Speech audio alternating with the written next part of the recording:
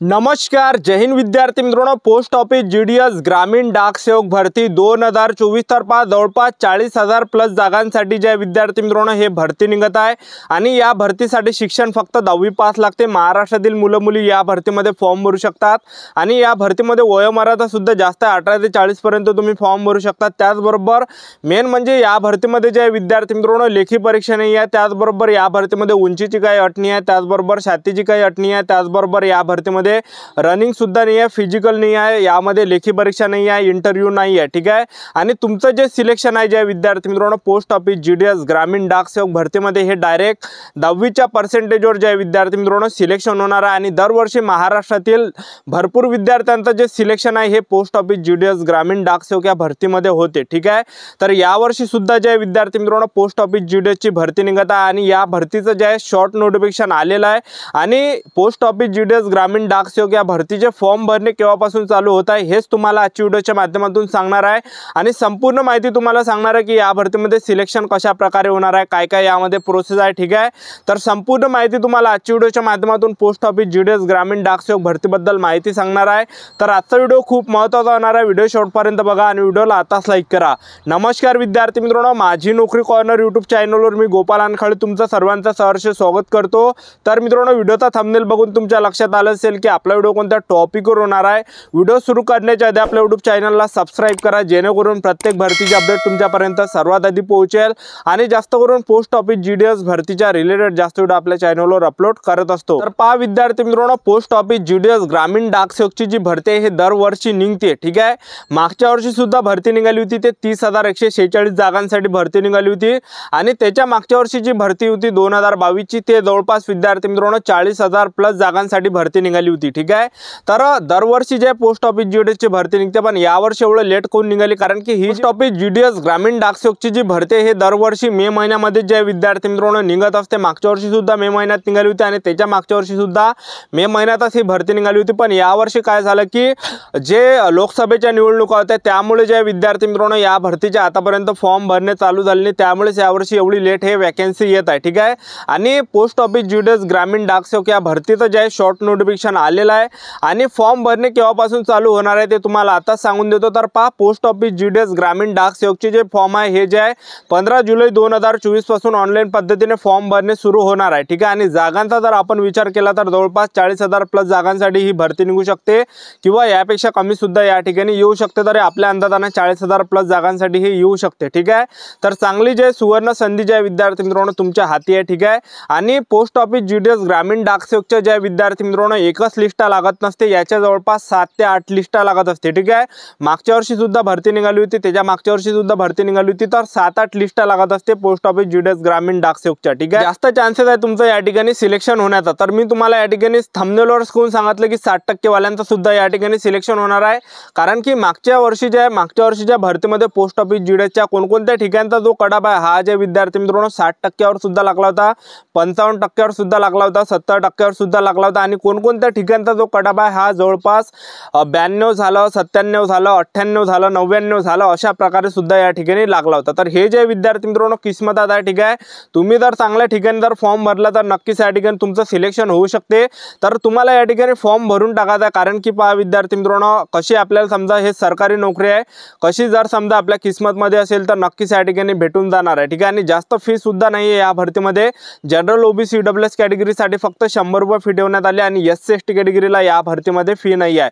त्याचबरोबर या भरतीमध्ये जे वयोमर्यादा ठेवण्यात आला आहे 18 ते 40 वर्षापर्यंत तुम्ही फॉर्म भरू शकता त्या भरतीचा आणि एससी एसटी कॅटेगरीला 5 वर्षाची सूट आहे, ओबीसी कॅटेगरीला 3 वर्षाची सूट आहे। ओपन कॅटेगरीचे विद्यार्थी 18 ते 40 पर्यंत भरू शकतात, ओबीसी कॅटेगरीचे विद्यार्थी 18 ते 43 पर्यंत फॉर्म भरू शकता, एससी एसटी कॅटेगरीचे 18 ते 45 वर्षापर्यंत तुम्ही या भरतीमध्ये फॉर्म भरू शकता, ठीक आहे।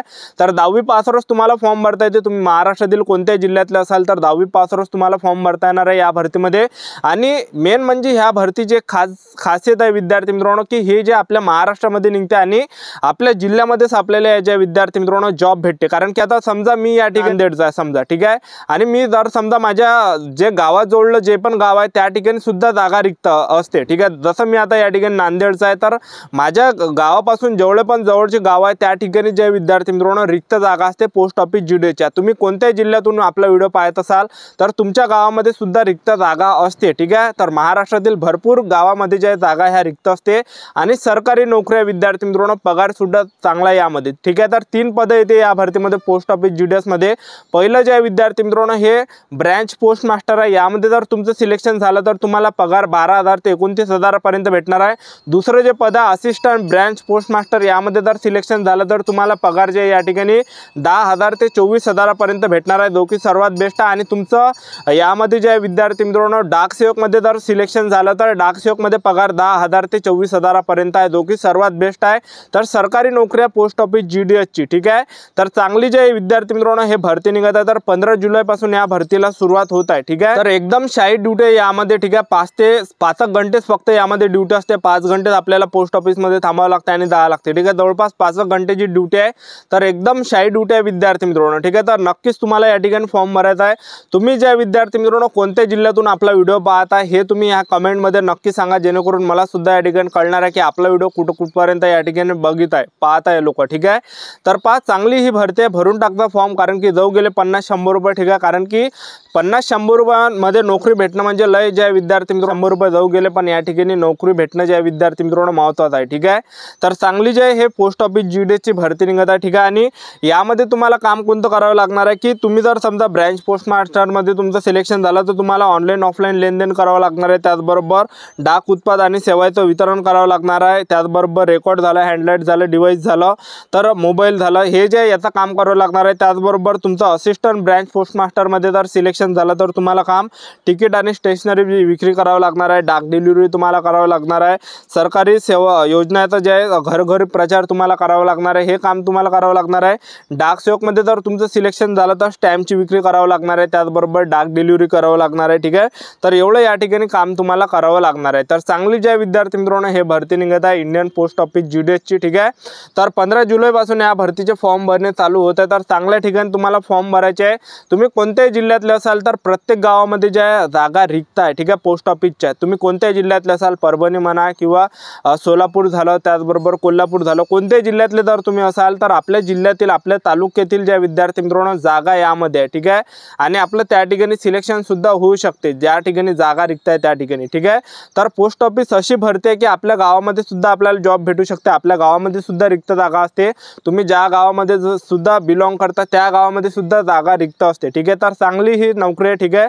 त्याचबरोबर जे विद्यार्थी मित्रांनो यामध्ये कट ठेवण्यात आले की आपल्याला या ठिकाणी लोकल लँग्वेज आली पाहिजे, म्हणजे मराठी बोलता वाचता लिहिता आली पाहिजे, सायकल चालवता आली पाहिजे, एवढी यामध्ये अट आहे। कारण की काय विद्यार्थी काय करते दुसऱ्या राज्यामध्ये फॉर्म भरते, पण तिकडली सुद्धा भाषा आपल्याला आली पाहिजे, तर हे यामध्ये जे ठेवण्यात आले आहे। तर यामध्ये आपल्याला वाचता लिहिता बोलता आलं पाहिजे, हे त्यांनी एक अट ठेवण्यात आलेली आहे, ठीक आहे। तर विद्यार्थी मित्रांनो पोस्ट ऑफिस GDS ची चांगली भरती निघत आहे। यामध्ये तुमचं जे सिलेक्शन आहे हे जे विद्यार्थी मित्रांनो 10वीच्या पर्सेंटेजवर होणार आहे, लेखी परीक्षा नाही आहे, ग्राउंड नाही, उंचीची काही अट नाही आहे, तर 10वीच्या पर्सेंटेजवर तुमचं सिलेक्शन होणार आहे, ठीक आहे। तर आपलं YouTube चॅनल सबस्क्राईब करून ठेवा, पोस्ट ऑफिस GDS भरतीबद्दल वेळोवेळी अपडेट मी तुम्हाला देत राहणार आहे। तर ही होती संपूर्ण महत्त्वाची माहिती, आजच्यासाठी इथंच थांबतो, भेटा नेक्स्ट व्हिडिओमध्ये। जय हिंद, जय भारत।